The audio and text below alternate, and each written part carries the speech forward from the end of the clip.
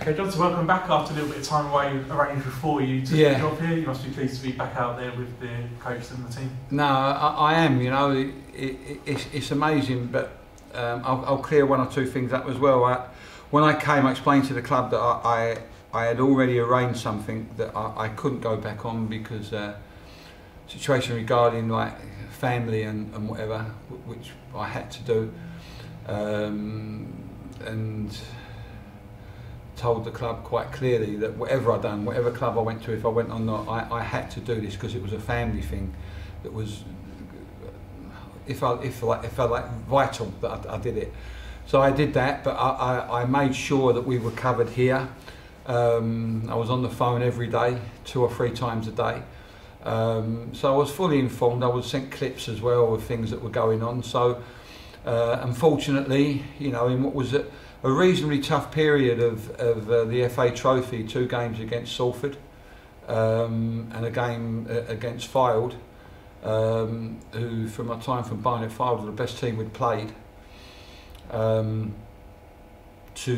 have come out of that period, progress into the next round of the FA Trophy, regardless of the side that Salford played, and to get a draw against, as I say, the team that's the best team we've played this year, I was absolutely delighted, as was Hakan and Simon. Hakan and Simon said, is there anything in particular that they've been impressed with, which they've relayed back to you? Yeah, I think that, you know, we have I have a formula that I always, whenever I go to a club, I put into place. Normally, it's in a pre-season, you get plenty of time to do it, and I know it sounds stupid, you can't shortcut it, you know, it's just things that you have to put in, and we've just, you know, I always call it, I just stay on the yellow brick road. I know it sounds soppy, but just follow the yellow brick road, follow the yellow brick road. And that's what we do, we follow the yellow brick road. There's a procedure that we put in place. It can be a bit up and down, it can be a bit topsy-turvy, but it's like any job, new job you do, a new job you start. Sometimes you do a job and you can't quite grasp it, Then all of a sudden, I think the old expression was, you go in one day and a penny's dropped. And that's how we try to work here. We just keep on the same path. With the greatest respect, the better and most intelligent players normally pick things up a little bit quicker than others. It doesn't mean to say they become better, it's just some people take longer. So they've been impressed really with, when we go back to work every day, that they feel it's a little bit better than the last day. And you know, as I say, I've been away for a few training sessions, and last couple of days I've been quite impressed about, you know, the things I'm seeing. So, you know, the road to success is never a straight road. It's uphill, downhill, twisty here, twisty there. That's how it is. And we have to make sure that whatever we come up against, that we can cater for the road that's ahead of us. And the things that we're doing are all designed really to help us through that. So you must be delighted in the time off you would have taken getting through against Salford and picking up a point against, who, as you say, a very good Fylde team. Yeah, I mean, if we put the cup first, whoever you play in the cup, I don't care. You know, it really doesn't make any difference to it. They're all tough. Cup games are incredibly tough. So Salford, whoever we play, what Salford side, it's going to be tough. And you know, I think I look at small things. Away from home to Salford, we conceded 1 goal. At home, we conceded none. We conceded 1 to a Fylde team that, as I said, is got the league's top scorer, I think, with Danny Rowe. And as I said, are I think a very, very good team. So I think we're seeing a little bit of impact in terms of 3 games, not conceding too many, and to score 3 goals in a cup competition. I don't care who you play, I'm delighted with that, I really am. Like you touched on there with Rowe, I think it was notable that we really seemed to keep him quiet actually, and he had quite a frustrating afternoon. He was drifting here, there and everywhere, but we had him under control. Yeah, I've been, you know, we looked at what we had available when we come in and decided on what system we'd play really. Is it an ideal one for us? Maybe not, but the 3 centre halves have complemented each other. quite well. They've not had a lot of time together. You know, the training, the games, there's not a lot, but I've seen something there.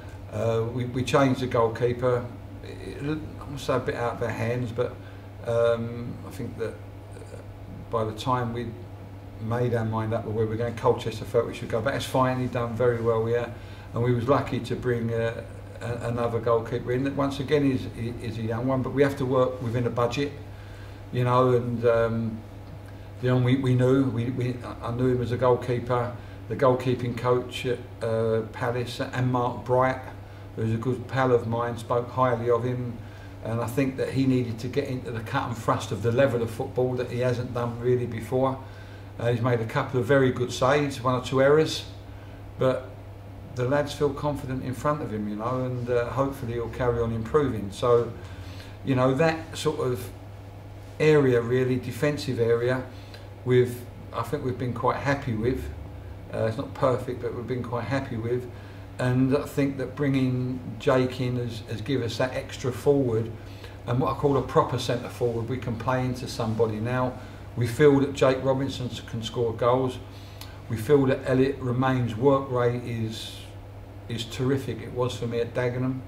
He can score goals, but he work rate. So we feel we have a better combination of people there, although they can't all play in the FA Trophy.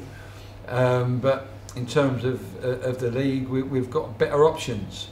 So yeah, they're the 2 areas that I think are little pluses for us at the moment. When you spoke at the Sport this evening, you said we'd have to bring in a lot of players, and maybe not all of them would work.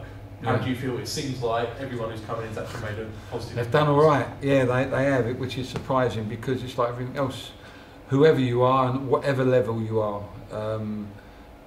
it doesn't always work like that. Funny, I was talking to someone the other night, and I was just asking me a question about players. Someone was doing an article in one of the magazines, and I said about that. I said that, you know, whoever you are and however much you pay, I think that football being what it is, it's like a jigsaw. You can have the best picture going, but you need to fit a jigsaw, and sometimes a bit of jigsaw you need isn't this the most important thing that's there right in front of you. It's a little bit on the side. And Sanchez, that went from Arsenal to Manchester United, I think is at Arsenal was an unbelievable player. He's nowhere near that player at Manchester United. He's not a bad player, he ain't ever not going to be a great player, but maybe not the right player for there. And it happens, you know, lots and lots and lots of players. I mean, how hard have Tottenham tried to find another forward that can compete with Harry Kane? I think Llorente's there at the moment, not become maybe the player that they thought, cost a lot of money. I think Chelsea have done it with a couple of centre forwards. They want, you know, to replace a Drogba, and they've spent money on forwards, and you know they've brought in top quality players, but you know they don't always work. It's just one of them things. So for me, at any level, when you bring people in, there's no guarantees. You just hope you get more right than you get wrong. And at the moment, everyone that's come in has contributed, and that's a massive plus, and I hope they're going to carry on contributing and getting better. We signed Justin Amaluza from Braintree on an 18-month deal. What will he bring to the party here? He's quick, he's bright, he's got a goal in him, he's direct, he can play a few positions, he can play wide either side. He likes perhaps to play on the right and come in on his left foot. He can play off the main striker. And it's really weird, because when I went to Barnet, I knew of him, and he was a young player that I quite liked, but when I got there he'd gone. He'd already gone. And really interested, he ended up with Hakan, and as soon as, you know, Hack came here with me, he was a player. I was saying to him, what do you think? And I went and watched Braintree play against Maidenhead at Maidenhead to have another look at him, and he was very, very good. And as soon as the opportunity came, and when I first came, the opportunity hadn't came, because I had other areas that I needed to concentrate on first, but you know, I was always sort of going to be in a situation where if we could get him here permanently, we would. And when we had that opportunity to approach Braintree, we were fortunate because he hadn't signed a contract. They were trying to get him to sign a contract, but he hadn't. So we put in the right way. We done it the right way, which is a 7-day approach, and done that and went through all the right channels. And eventually the 7 days was up, and we was able to bring him here, and we're absolutely delighted for right now. But you know what I also I have to worry about now, which is the crucial time.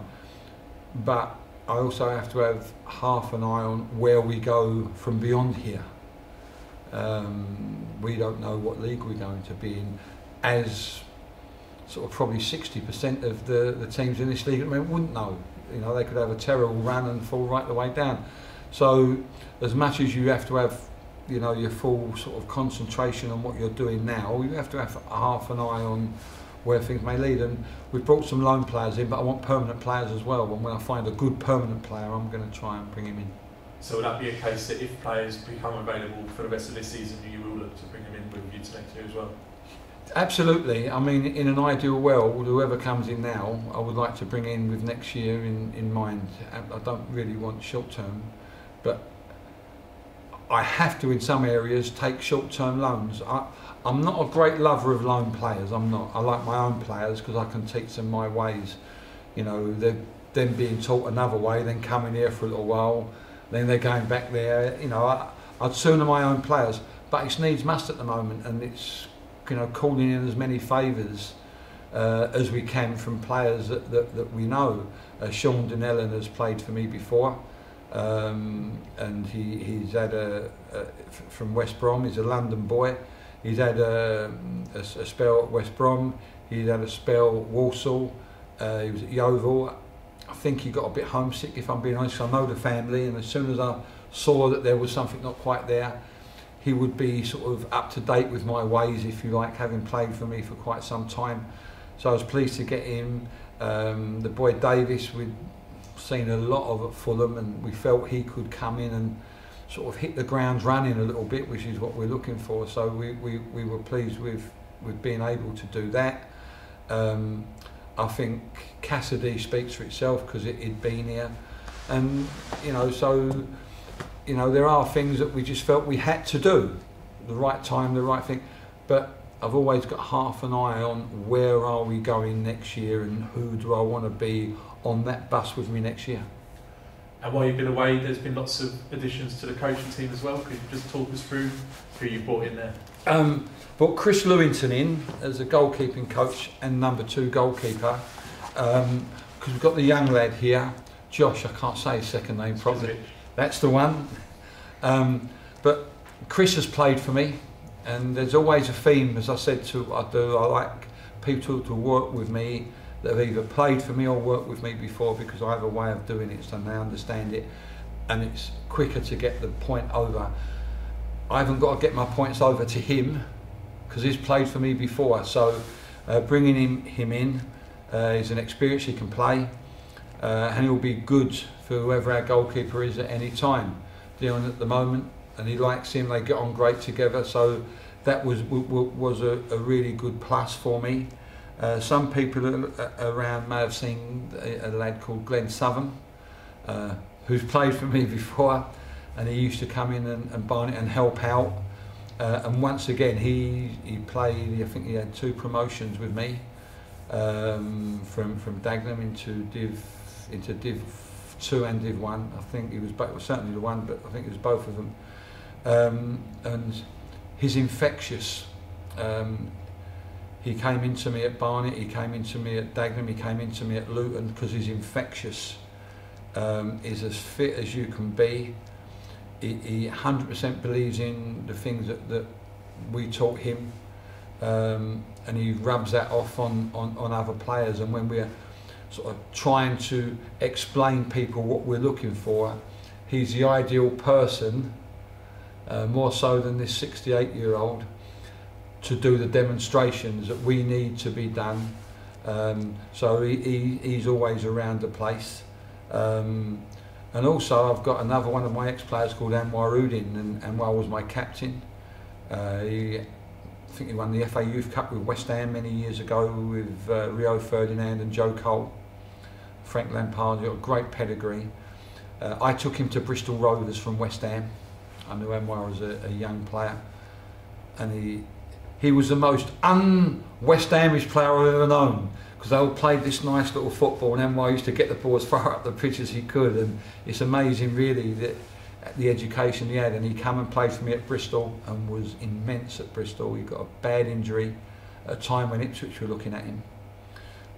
When I eventually went to Dagenham, my first player I signed, but can I get him? Yes, we could get him, because he'd been out a long while with injury and they weren't sure if he would recover, so I took him to Dagenham.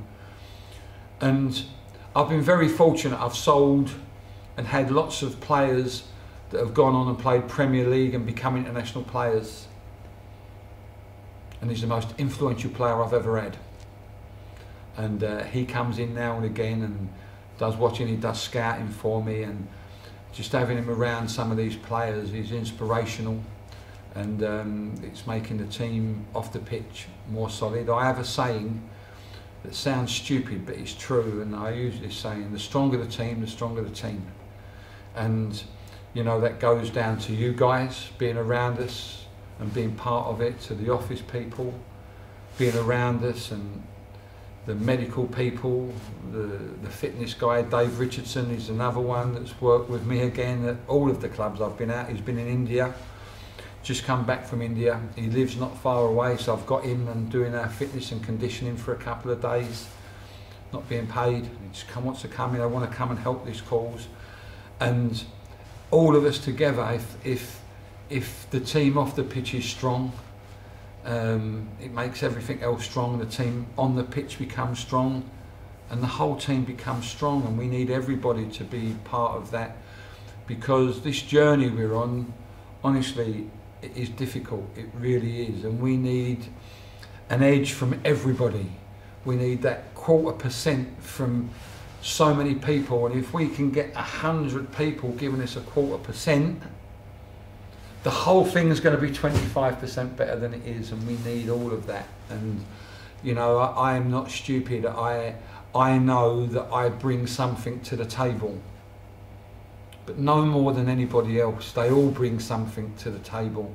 Everyone, you guys bring something, the supporters bring something, medical staff, we all bring something for the table.